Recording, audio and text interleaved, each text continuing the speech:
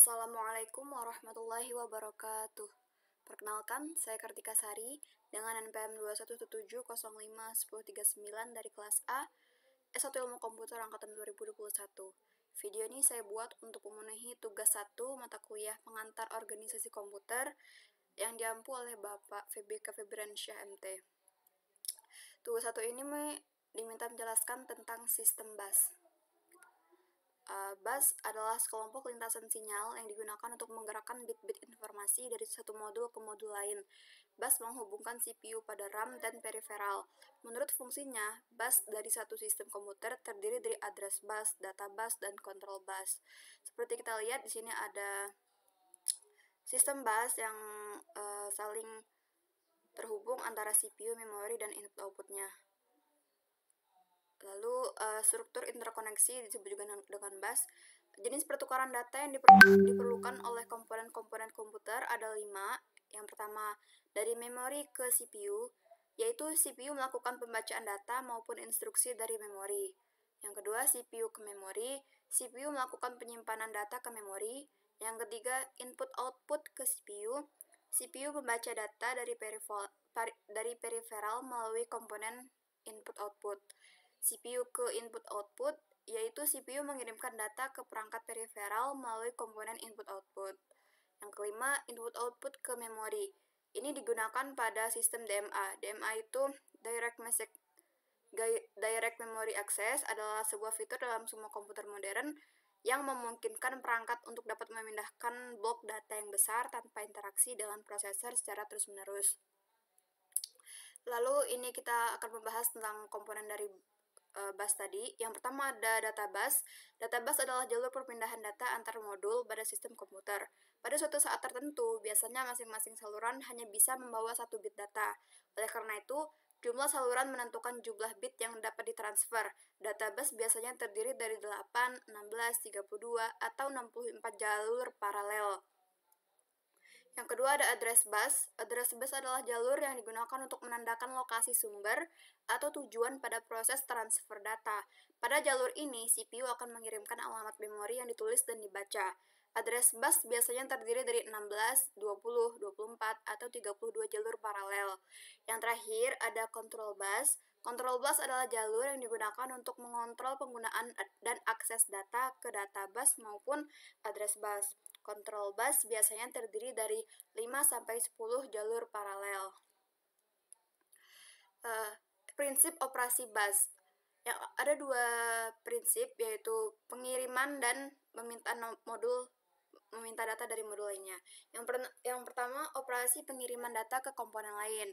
Pertama-tama, modul meminta penggunaan bus. Apabila telah disetujui, modul akan memindahkan data yang diinginkan ke modul yang dituju.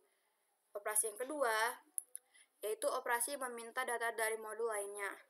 Pertama-tama, meminta penggunaan bus, lalu mengirim permintaan ke komponen yang dituju melalui control bus dan address bus yang sesuai. Lalu kita menunggu modul yang dituju mengirimkan data yang diinginkan. Selanjutnya, ada elemen perancangan bus. Yang satu itu jenis bus.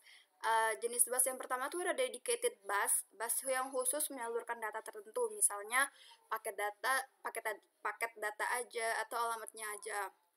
Kelebihannya kecepatan transfernya tinggi, sedangkan kekurangannya meningkatnya ukuran biaya sistem karena membutuhkan saluran yang banyak. Jenis bus yang kedua itu multiplex bus yang bertugas untuk berbagi informasi yang berbeda, baik data, alamat, maupun sinyal kontrol dengan metode multiplex. Kelebihannya hanya memerlukan saluran yang sedikit sehingga menghemat biaya dan tempat. Kekurangannya kecepatan transfer data rendah karena memerlukan rangkaian yang kompleks di setiap modul. Lalu ada metode arbiter. Ialah menugaskan sebuah perangkat, CPU atau input-output bertindak sebagai master. Yang pertama itu ada centralized, pengontrol pusat atau arbiter, bertugas mengatur penggunaan pertukaran data dan alokasi waktu pada bus oleh modul. Yang kedua ada metode distributed.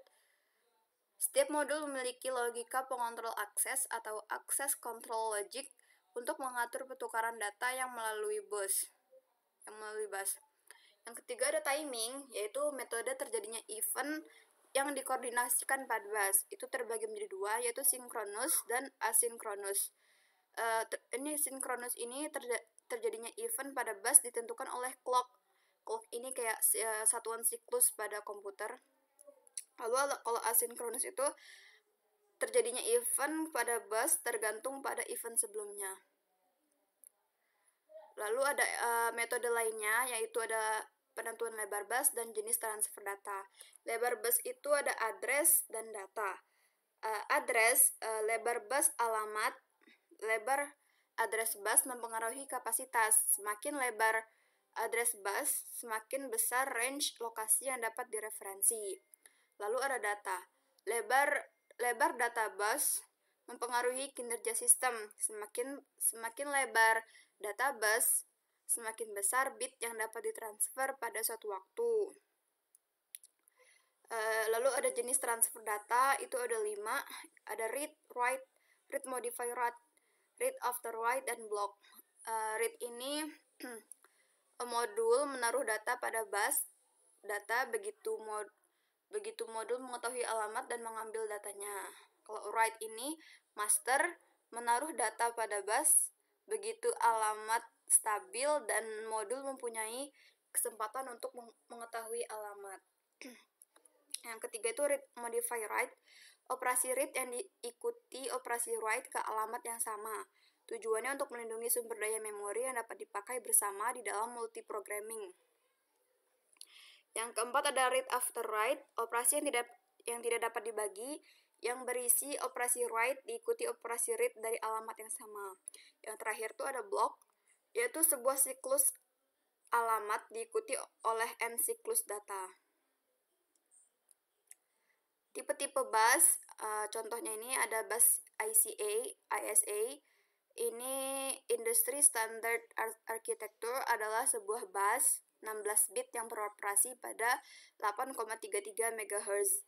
Lalu ada bus PCI, Peripheral Component Interconnect Bus, yang beroperasi pada kecepatan 33 MHz.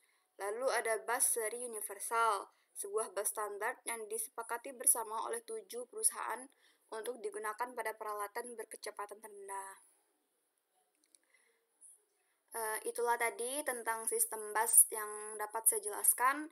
Mohon maaf apabila terdapat banyak kekurangan dan kesalahan. Terima kasih. Wassalamualaikum warahmatullahi wabarakatuh.